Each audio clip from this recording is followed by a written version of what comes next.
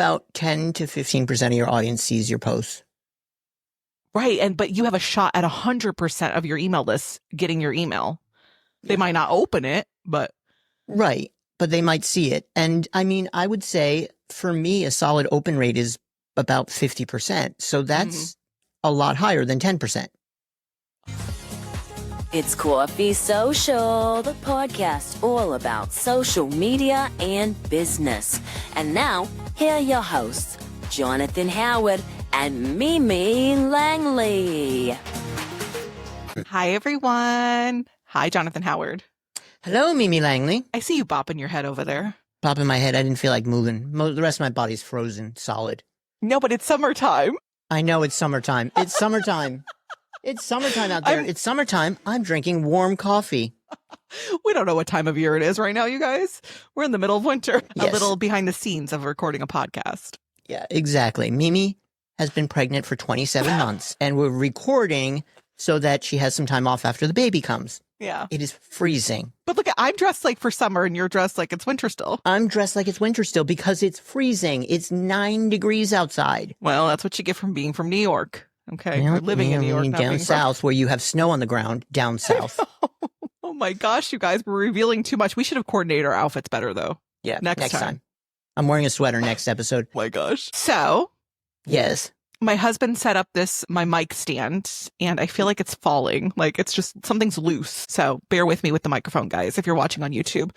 Oh, good. Then you're going to be moving the mic stand again. It's be like holding the mic. Oh, I miss those days. I really don't. do. Can we bring it back? No.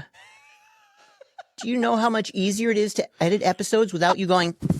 Stop it right now, mister. The entire time? I apologize to all of our listeners who had to listen to that. He's so mean to me, you guys. Okay, why don't we cheers so that we can uplift the energy? Cheers. The energy. I think the energy's great right now. I don't know what's wrong with you.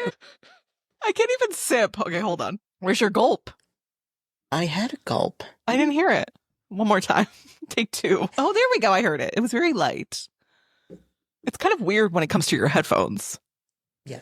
Versus like the speaker on your phone or computer. Anyways, well, guys, welcome to Coffee Social. If it's your first time here, we're a little goofy in the beginning, but I promise you we will give you the goods as to what the title says you're going to be receiving. We're going to talk about the power of having an email list and a website. We also have some cons, but it's mostly like all pros. But why are we bringing this? Cons, but come on, Jonathan. Why are we bringing this up? Like, why? Yeah. What started this up? Well, what started this was, as many of you may know, back in the beginning of the year, we lost something that means a lot to us for a few hours. Does it though? I mean, it doesn't mean a lot to me. But it doesn't mean a lot to me. It doesn't mean a lot to Mimi because we are not as hip as many of the kids are these days. However, losing TikTok was a big deal for a lot of people. And a lot of people, TikTok brought last year $25.9 billion to the U.S. GDP. That's a lot of money. Wow.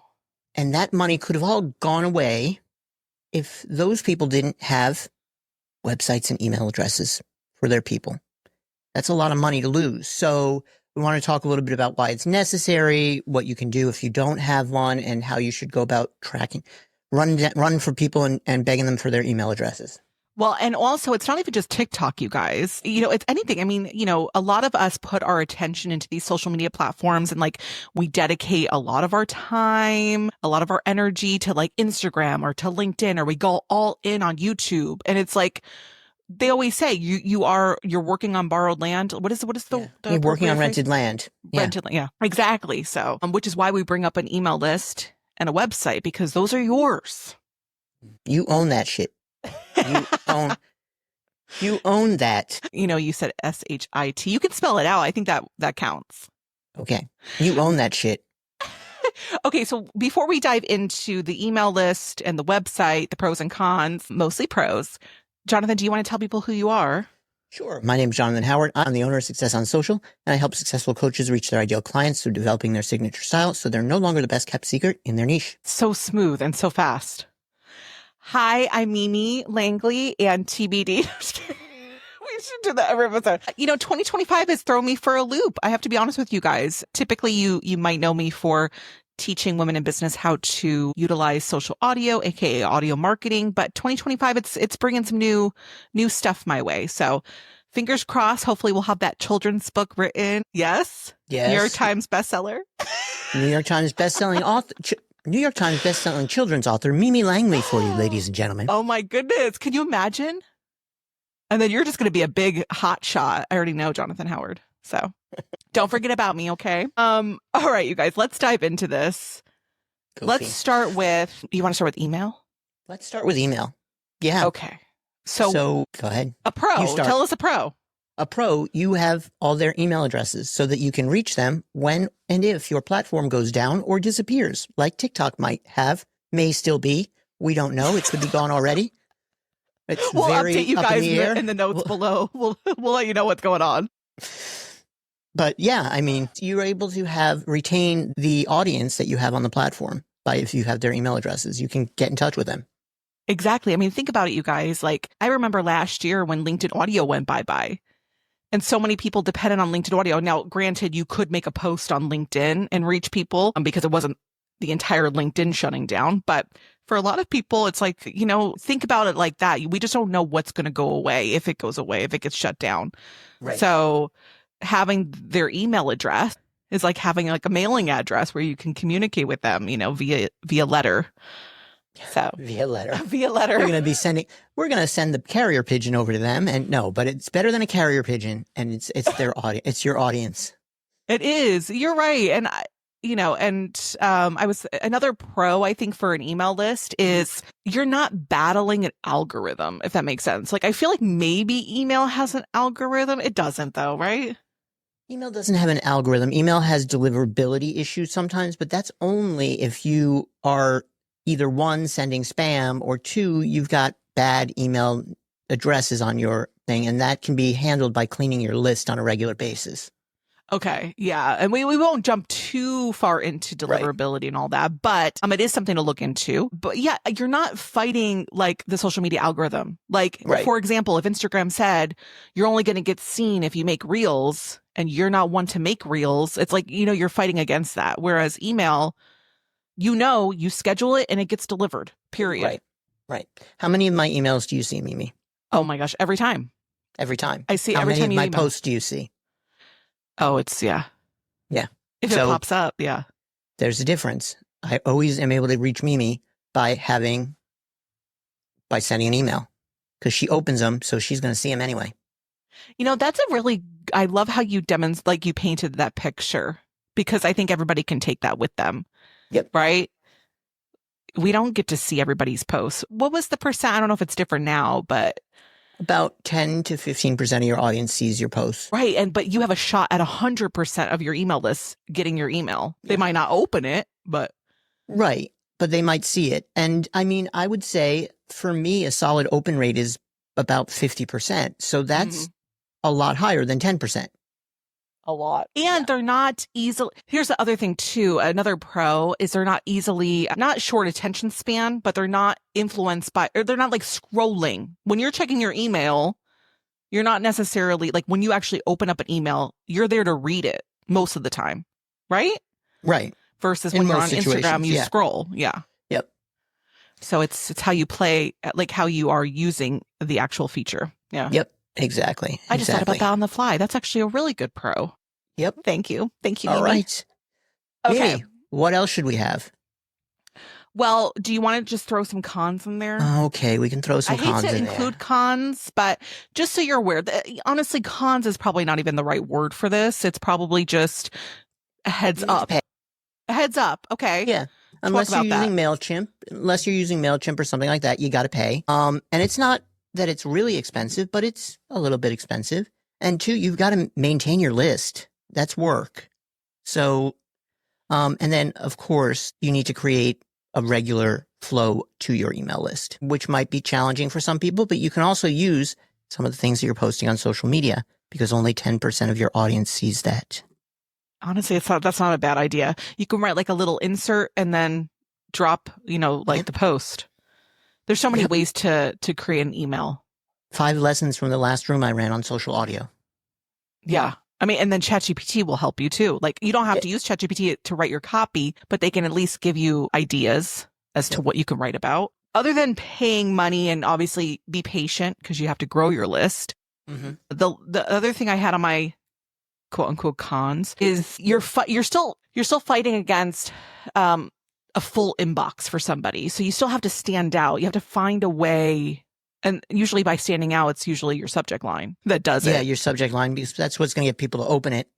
And it shouldn't be always about selling. Your subject line should be about some problems that they have. Remember, I tell you guys, you need to be creating content around the things that your audience is asking for. Create email about the things your audience is asking for. Provide them those answers. They'll open it up.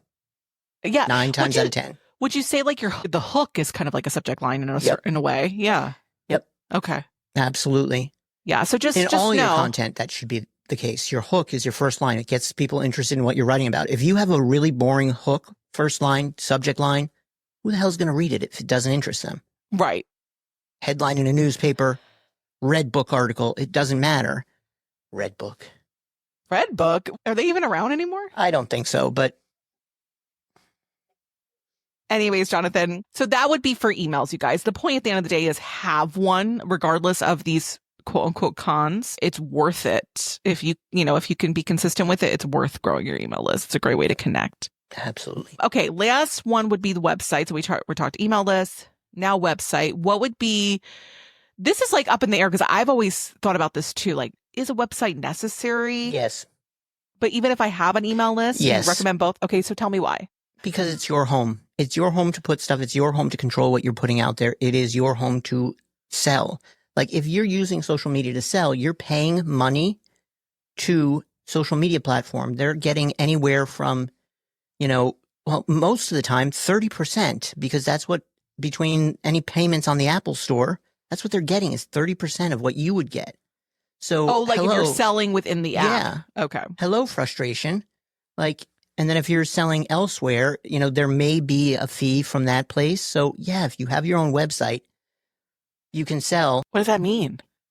You were talking about e-commerce, like the e-commerce portion of a website. Yeah. So if you don't have your own website, then you're going to be paying those fees to other places. You're going to be trying to do it through Gumroad or whatever. Hey, I like Gumroad. I understand. But if you're doing it through your own website, there aren't as many fees. You do have to pay the credit card processing fee because you're a business. But if you get a good credit card processor, that's actually fairly minimal and you can run your transactions. So having your own website is, in my opinion, absolutely necessary. And that's odd because it wasn't my opinion until fairly recently. I've always had my own website, but I've let it expire. I've had to redo it, stuff like that. It's really necessary. I agree with you. I like the analogy of it's your house. Like everything is under this big umbrella. Like literally your people do not have to go anywhere else. It's like all in one place. It's a beautiful thing. And you control what you want people to see. It's so customizable. Yep. It's a win. It's a huge win. It's a huge win. But, along with wins, there are cons for websites. Money and maintenance, right? It's money and maintenance. Money and maintenance, but also I feel like when you're on social media platforms, they provide you an audience. Not always guaranteed, but usually they'll feed people to your social media handle or whatever it is. On a website, yes, Google helps, and obviously you could do word of mouth, but it can be harder sometimes to actually get traffic. Right. But that's a matter of, using your social media to drive traffic to your people, to your place. So you want to get your social media should be driving traffic to your home. It shouldn't be driving traffic to another social media, which is sometimes something that I see people making the mistake of a lot. Like they would drive, and I understand why this happened, but like on Clubhouse, people would drive people to Instagram. And instead of driving people to another social media, you should be driving them to your home. I just love that you're putting home with it. I'm like, that totally changes it for me. That's really cool. A pro would be you have a better chance of showing up on SEO, or on Google sometimes because of the SEO that your website can bring. Yep. There's a lot of benefits. And you can put your social media handles on your website so everybody knows where you are. Yep. Whew. Exactly. That's it. The con is really just you have to pay for it. It's usually not a one-time fee. So just know that there's some investment. But at the end of the day, usually the pros outweigh that. So yeah. And if you're in an in-between town, but you still want to have a home to drive people to, a lot of the email list platforms allow you to build landing pages. And you can build a landing page with your newsletter that captures email addresses and can act as a place for people to go to see more about you. I have been trying to get Jonathan to because you use ConvertKit, right, to build a page? I do. But then you also use Canva to help actually build it, right? Most of my ConvertKits are on ConvertKit. I do have some that are bigger, like ideas, like my membership, that I have a Canva that leads into a ConvertKit. Okay. Yeah. Okay. I've been trying to get him to make a course about this because I think that that's so brilliant. Because some people don't want to, invest in a domain and do a host for their site and all that. So if you're already paying for ConvertKit because you have an email list, it might be worth your while to at least just get a landing page. Yep. Okay. More than the basic one you can do on ConvertKit because they're very limited on ConvertKit. Okay. Well, but you like it? I mean, it's been working. No, it works for me. Okay. I like that. We need the people. You need to teach people. Mm-hmm. If by the time we upload this episode and Jonathan has something out for that, we'll put it in the show notes below for you guys. Because I don't get to go out on maternity leave. Stop it. Also, he's drinking hot coffee today. I feel like the energy's all over. It's all over the place. Nobody knows what's happening today. No one knows. It's just I'm shivering, but I'm drinking hot coffee. Snowing in the south. It's apparently summertime right now while you're watching this. I don't know what's happening. Jonathan. Ooh, yes. Let's go ahead. We'll wind down. Wind this down because we're already at 20 minutes for a short episode. Yes. So wherever you listen to your favorite podcast, we hope you're listening to us there because we want to be where you're listening to your favorite podcast, not your least favorite. And we want to make sure that you give us a review. Mimi hasn't gotten 5 stars in a long time. A long time. We've recorded 20, 30 episodes and Mimi has not gotten 5 stars. Now, granted, I thought it would be easier. Only 2 of them have been posted, but we still recorded 30 episodes and Mimi hasn't gotten 5 stars. So make sure that you give us 5 stars wherever you listen to your favorite podcast. And wait, Jonathan, if they've already given the 5 stars on their phone, go ahead and grab somebody else's phone. Grab somebody else's phone. Give us 5 stars. Download the episode on their phone. Give us 5 stars. Yeah. You know what else you can do? You can go over to your least favorite platform and also give us 5 stars. 5 all around, and make comments. By the way, you can comment on our episodes on Spotify. Mimi, over to you. Where else can they find us? Well, we're on Instagram at Coffee Social Podcast, and we're on YouTube. So if you'd rather watch the podcast versus just listening, we're there. So you guys can actually see our facial gesture. If you had to choose only one, are you team email list or team website? Email list. Yeah, I thought you were going to say email list. Yeah, email list. That might be something to take with you guys. If you had to start with just one, start with the email list. And Mimi, what are you? I feel like email list because it's almost like direct messaging. Mm-hmm. So, do you know what I'm saying? Like, it's like I want to also remind people, hey, I'm out there. Go to mimilangley.com. Yeah. Okay. Email list for me too. There you have it. And Mimi's email or website is mimilangley.com. Mine is successon.social. Yeah, I like yours. Well, my company name is Success on Social. So, and it has the dot actually in the company name officially. I know. I love that. You're so brilliant. Genius. Okay. No. Well, thank you guys for listening and watching. Don't forget, we have a ton of episodes on the Coffee Social Podcast Library, wherever you listen to podcasts. So go check out those. And we'll see you soon. Bye, everyone. Bye, Jonathan Howard. Bye, guys. Yep.